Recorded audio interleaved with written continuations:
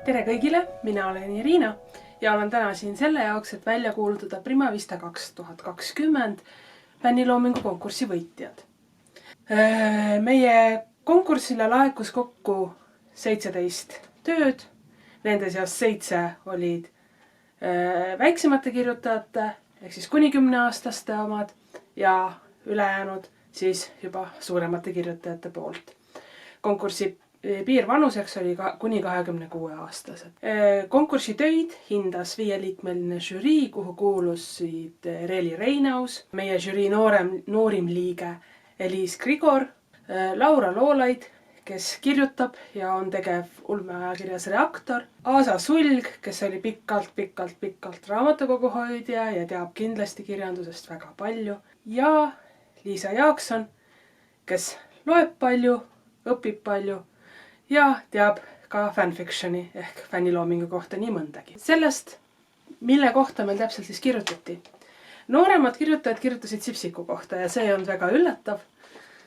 Vanemad kirjutajad jälle kirjutasid päris mitme erineva kirjandusteose põhjal.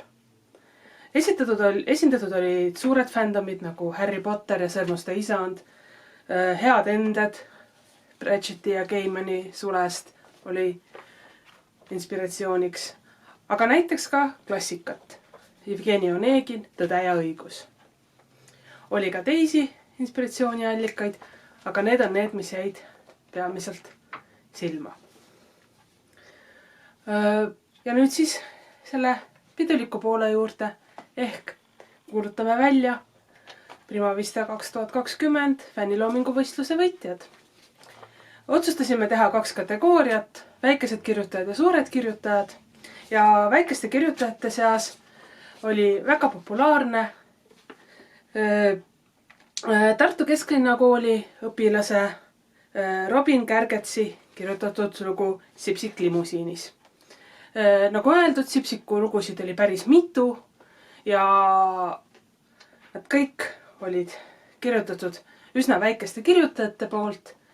Nii et aga jah, palju õnne siis meie võitjale nooremate kategoorias.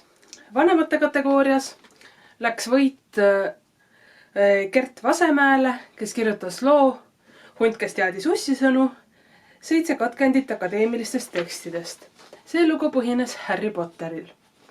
Seda kiideti kui väga huvitavat ja leidlikku lähenemist ja huvitavat materjali käsitlust ja huvitavat stiili, kuidas see ülesanne lahendati. See lugu oli tõesti huvitav ja uudne ja sai kõigilt žürii liikmetelt väga kõrged punktid. Et palju õnne ka sinna poole.